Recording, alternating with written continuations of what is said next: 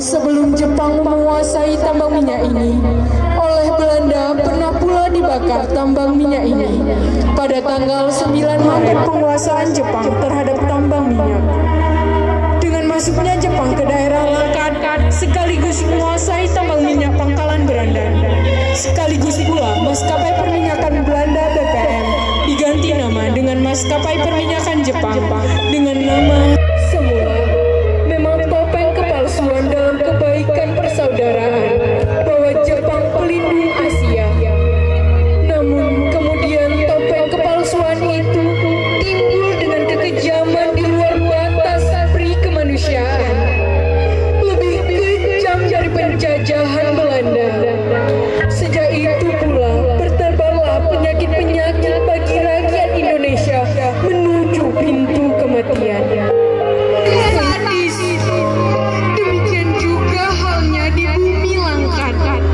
Untuk menguras hasil minyak bumi di tambang Sayutai, rakyat Indonesia di Pangkalan Berandan dipaksa bekerja tanpa diberi upah.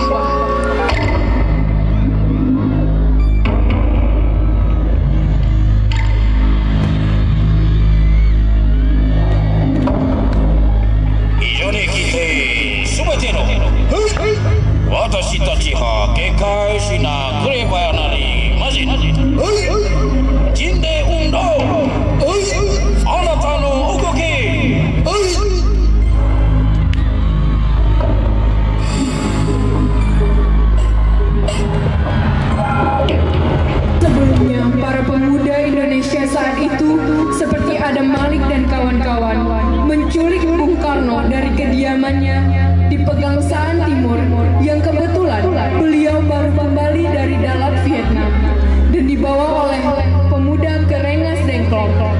Selanjutnya mendesak Bung Karno untuk memproklamirkan kemerdekaan.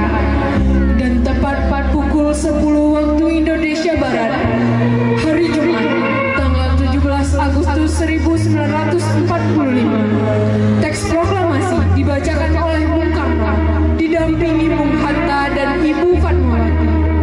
Dan sejak itu berkibar pula bendera pusaka merah putih yang digerek oleh Muhammad Latif.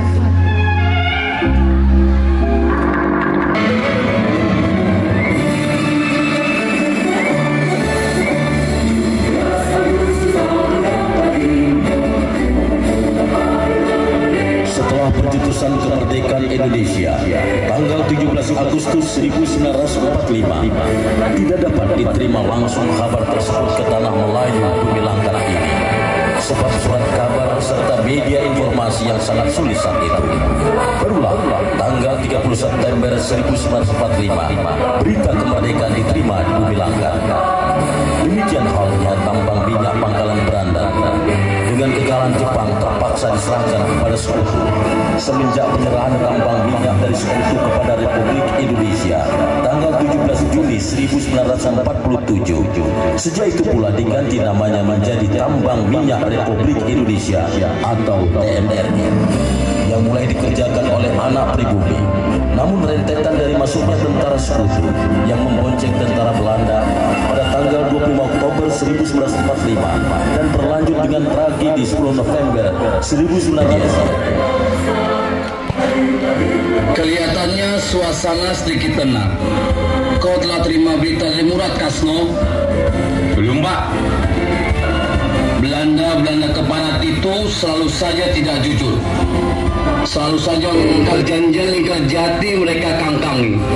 Perjanjian Renville dilakukannya gencatan senjata, mereka ingkari. Kita sudah cukup patuh di gerbang sana dengan batas demarkasi. Ya, namanya saja penjajah, Pak. Tidak ada penjajah yang mau patuh dengan peraturan. Itu kan merupakan taktik mereka saja, tuh, Pak. Sebab itu, Panglima Besar Jenderal Sudirman tidak pernah percaya dengan Belanda. Mereka tidak jujur, Pak. Sampai kapan perang ini baru selesai?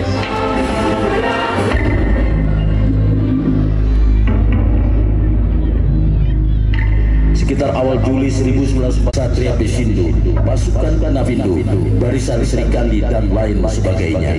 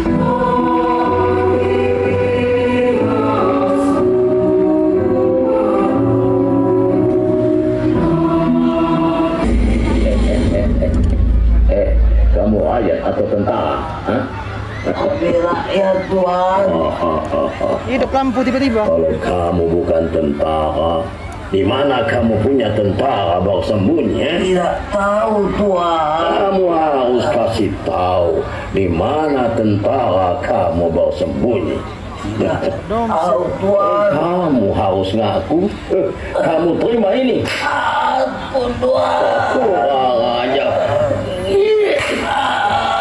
Kasih tahu di mana tentara kamu bersembunyi. Tidak tahu, Tuan. Ini negeri lengkap, setabat akan jatuh ke tangan kami. Besok kami akan kuasai Tanjung Kura dan juga tambang minyak Barandan. Tuan, kalau Tuan mau menguasai Langkat, jangan tinggalkan kami, Ayah.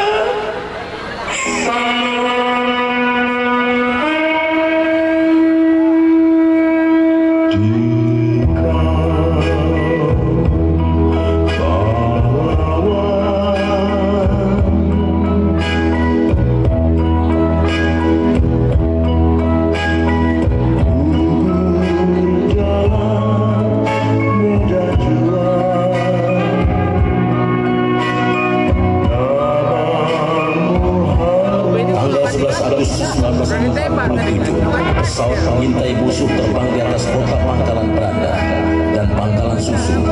Bersama itu pula pasukan musuh mendesak dan menyerang pejuang yang bertahan di Bukit Mungkirai Kembang, lalu mundur sampai ke Pelawi. Kemudian musuh mendesak sampai ke Secure. Akhirnya para pejuang meledakkan jembatan Secure dan jembatan Pelawi agar Belanda tidak dapat masuk ke Pangkalan Belanda. Dan selanjutnya para pejuang bersatu menyerang musuh dan mereka mundur sampai batas demarkasi Kembang.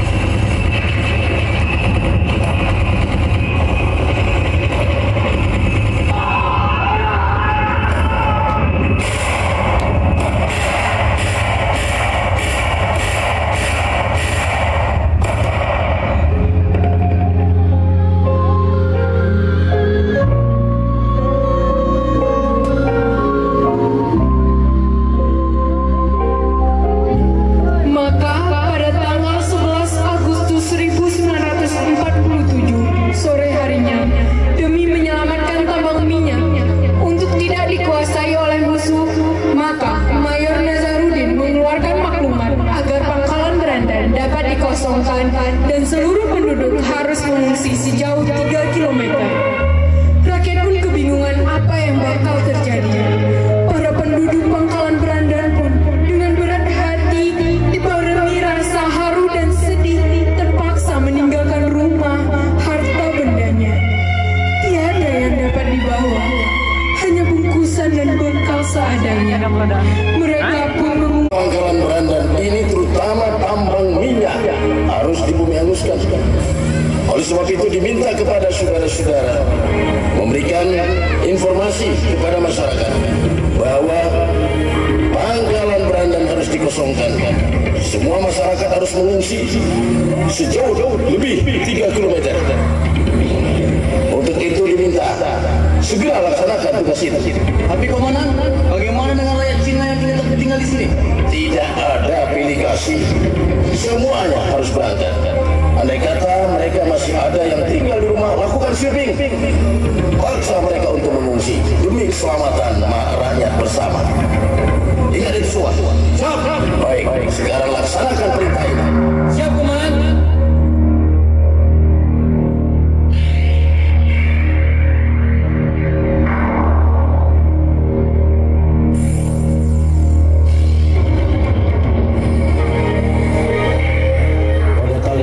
Agustus 1947, tempat kediaman Bupati Langkat saat itu Adnan Nur Lubis di Jalan Imam Bonjol, Pangkalan Berandan, di mana ketika itu Ibu Letnan Manan Ahmad dan para perwira KM-20 lainnya.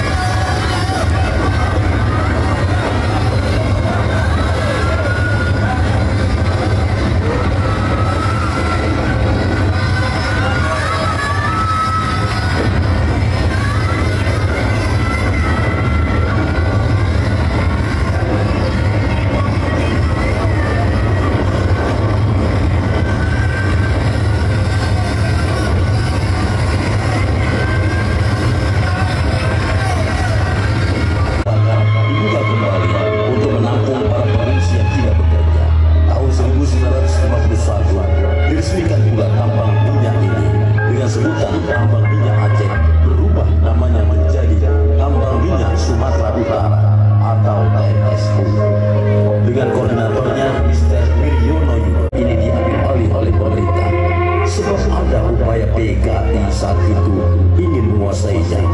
Maka tahun 1958 tambang minyak ini diambil alih oleh Angkatan Darat dan diangkatlah Dr. Ibnu Sutomo. Dia juga pelaku sejarah bumi hangus. Dia tidak pernah mengenal lelah dan tidak pernah mundur kalah. Berbagai upaya lebih dikenal dengan Bapak Hasan Perak. Pemerintah Kabupaten Langkat pun telah melahirkan peraturan daerah melalui Perda Nomor 8. Usianya bisa berhenti, namun perjuangannya tetap abadi. Pahlawan. Tanggal 13 bulan jadi dalam kota Berandan, tambang minyak hancur. Hujanlah hadirin, sejarah yang tak lapar di hujan dan tak kering di panas telah diperlihatkan lewat lintas sejarah kolosal Berandan bumi hangus.